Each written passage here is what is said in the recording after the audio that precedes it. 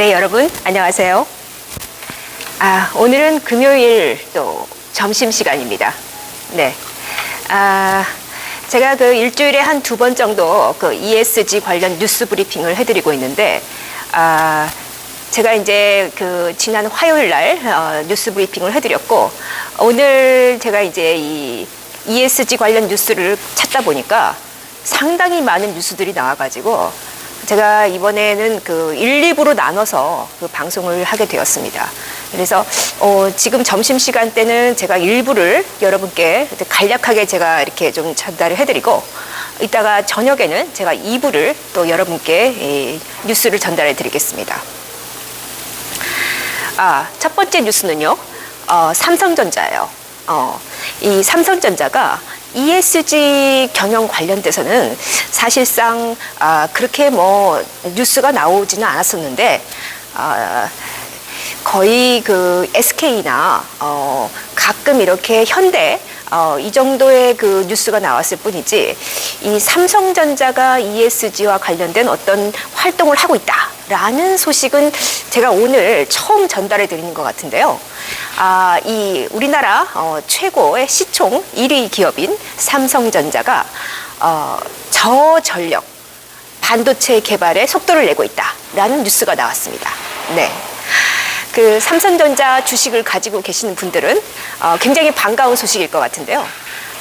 이 삼성전자가 이제 아무래도 이 반도체를 생산하는 과정에서 상당히 많은 전력을 쓰고 있죠. 그런데 이 초미세 공정을 기반으로 한 이 저전력, 그러니까 전력을 상당히 감소시켜서 반도체를 개발하려고 한다라는 뉴스가 나왔습니다. 네.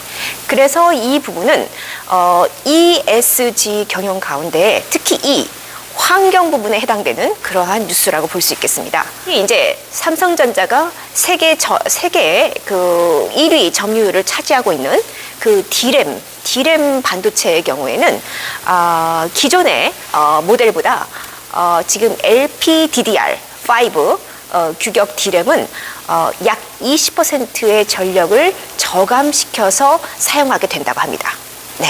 그래서 상당히 그 전력 소모에 있어서는 이 환경, 특히 이산화탄소 배출을 저감시키는 방향으로 삼성전자가 노력하고 있다라는 부분을 여러분께 소개해드렸습니다. 네, 두 번째 뉴스는요, 포스코 인터내셔널이라는 회사예요. 예, 포스코 산하에 있는, 그러니까 포스코의 계열사죠. 이 포스코 인터내셔널이 중기부에서는 이 포스코 인터내셔널이 지금까지 중소벤처기업을 상대로 이 글로벌 시장을 진출하는 데 있어서 특히 ESG의 역량을 강화시키는 방향으로 그 상당히 그 상생 협력을 해왔다라는 차원에서 이 자상한 기업으로 또 인정을 해줬다고 해요. 지금까지 그 포스코 인터내셔널이 그 중소기업에게 또한 협력을 해주었는가 하는 부분에 대해서는 일단 이 포스코 인터내셔널이 하고 있는 사업을 보면 돼요. 이 포스코 인터내셔널은 철강, 또 에너지, 또 식량 이러한 그 부분에 있어서 좀 종합기업이죠. 그래서 그동안 그 글로벌 시장에 그 개척을 해왔고, 그러한 역량을 바탕으로 해서 이 회사가 보유한 전 세계 80여 개의 해외 네트워크를 활용해서 중소벤처기업들이 이제 사실 가장 어려운 게 그러니까 바이어를 소개받는 거잖아요. 예. 그래서 이 해외 바이어들을 소개받을 수 있도록 도와주고, 또 그 해외에 자사를 설립할 수 있는 그러한 여러 가지 법적, 제도적인 그러한 부분까지도 좀 이렇게 컨설팅을 해주기로 했다. 그래서 이 중소벤처기업이 해외 시장을 개척하는 데 있어서 그 해외 사업, 인프라 사업을 조성하는데 포스코 인터내셔널이 상당히 앞으로 많은 도움을 주기로 했다고 합니다. 네, 그래서 중기부가 자상한 기업으로 인정을 하지 않았을까라는 생각이 드네요. 자, 그 다음에 세 번째 뉴스는요, 삼천리예요. 네, 사실 여러분 자전거가 어디 거죠?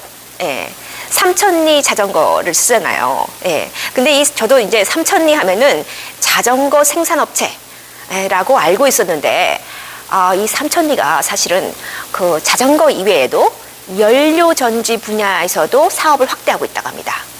이거는 이 연료 전지라는 것은 그러니까 그 친환경 에너지를 보급하는 데 앞장서기 위한 하나의 새로운 신사업이라고 하는데요.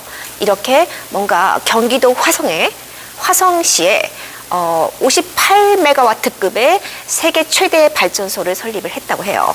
그래서 여기서 그 수소 경제, 앞으로는 우리가 석탄이나 석유 베이스가 아니라 이 수소나 풍력 또는 그 태양광과 같은 청정 에너지의 이제 생산을 하는 그러한 방향으로 나아가야 하는데, 이것을 위해서는 가장 중요한 게 에너지를 저장할 수 있는 장치고, 그것이 이제 연료 전지라는 그러한 사업으로 확대가 되어야 하거든요. 그런데 이 삼천리가 결국은 연료 전지, 이 수소 경제 시대를 맞이하기 위한 그런 연료 전지 사업으로 확대를 하고 있다고 합니다. 그래서 우리가 앞으로 삼천리에 대해서도 주목해 볼 필요가 있겠다라는 생각이 들었어요. 그 다음에 네 번째 뉴스는요, 현대백화점이에요. 네, 뭐 여러분 쇼핑하러 백화점 많이 가시잖아요. 그런데 이 현대백화점이 제가 보기에는 이 백화점 업계에서 친환경적인 그러한 제품을 판매하거나 그런 그 어떤 활동을 하는 데 있어서 가장 앞장서고 있는 것 같아요. 그 대표적인 사례가 이번에 그 현대백화점에서 그린 프렌즈 패션 가방을 새롭게 출시한다고 합니다. 그런데 이 그린 프렌즈 패션 가방은요, 이 현대백화점에 걸린 그 현수막 있죠. 그 우리가 이제 매 시즌마다 백화점 앞에 이렇게 건물에 커다란 현수막이 붙이잖아요. 그 현수막을 업사이클링한 거라고 합니다.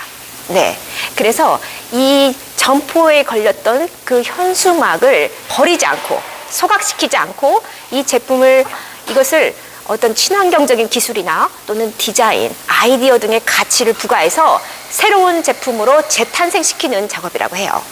그래서 이번에 나온 그린 프렌즈 이 가방은, 그러니까 이 업사이클링 제품에 있어서 또 선도하고 있는 스타트업이 있다고 합니다.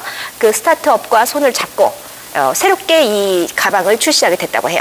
그리고 이 가방은 이제 온라인몰, 현대백화점의 온라인몰 더 현대닷컴에 새롭게 출시가 된다고 합니다. 그래서 여러분은 현수막으로 재활용돼서 업사이클링된 그린 프렌즈 가방을 어디서? 온라인몰 더 현대닷컴에서 새롭게 보실 수가 있겠습니다. 네, 그런데요, 이 그린 프렌즈 가방은 그 안감은 이미 폐기된 페트병을 재활용해서 만들었고요. 게다가 그 상품 정보나 가격이 적힌 그 택 있죠? 그 택은 콩기름으로 만든 재생 종이로 만들었다고 합니다. 그러니까 이렇게 어떤 그 재활용하는 그러한 제품으로 새로운 신제품을 만든다. 이거야말로 업사이클링의 새로운 그런 사례라고 볼 수 있겠습니다. 네, 자, 다섯 번째 뉴스는요, SK예요. SK그룹이 산림청과 손을 잡고 탄소 중립 활동을 강화시키기로 했다고 합니다. 네, 그래서 이 산림청은 그 산림의 녹화를 하기로 지금 이렇게 이제 전체 시스템을 재구축하고 있는데, SK그룹 산하에 SK임업이라는 그 자회사가 있는데, 이 자회사가 이제 산림청과 파트너십을 딱 맺어서 무엇을 하기로 했느냐? 산림 전용 및 산림 황폐화 방지 사업, 그 다음에 탄소 배출권 조린 사업, 이런 것들을 실시한다고 합니다. SK그룹이 확실히 이 친환경 관련된 그 활동, 경영 활동에서 이 타 그룹에 비해서 이 선두로 나서고 있다라는 부분을 제가 그때 말씀을 드렸는데, 역시나 이 산림청과 손잡고 산림 녹화 사업을 하고 탄소 중립의 시대를 맞이하려고 한다. 이러한 노력 또한 상당히 SK가 노력하고 있다라는 부분을 보여준다고 생각합니다. 그 다음에요, 여섯 번째 뉴스는요, 휴맥스 모빌리티예요. 네, 이 휴맥스 모빌리티가 기아 자동차랑 손을 잡고 친환경 모빌리티 활성화를 위해서 노력한다고 합니다. 사실은요, 여러분, 휴맥스 모빌리티라는 회사는 처음 들어보시죠? 이 회사는요, 그러니까 플랫폼 전문 기업인데, 원래는 그 주차장을 중심으로 카쉐어링 또는 전기차 충전 또는 주차 설비 또는 주차 관련된 정보 등의 사업에 주력하는 모빌리티 플랫폼 전문 기업이에요. 그런데 이 휴맥스 모빌리티가 기아가 지금 이번에 EV6라는 전기차를 출시하죠. 그래서 이 기아도 본격적으로 전기차 이 생산에 나섰기 때문에 이 휴맥스 모빌리티와 같은 그러한 모빌리티 플랫폼 기업과 손을 잡을 수밖에 없었고, 이 휴맥스 모빌리티라는 회사는 이 카플랫 비즈라는 그 차량 공유 서비스를 또 이렇게 플랫폼으로 출시를 했다고 해요. 그래서 이 카플랫 비즈를 통해서 어떤 기아차가 ESG 경영에 나서기로 했다고 합니다. 네.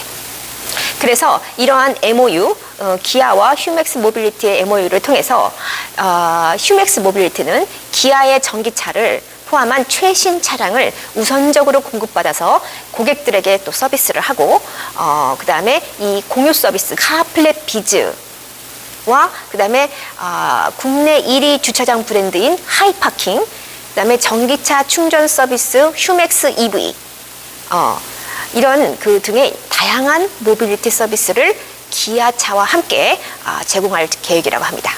네, 기대가 됩니다. 마지막 뉴스는요, 한미약품이에요. 이 한미약품이 UN 산하기구인 UNGC에 가입했다고 합니다.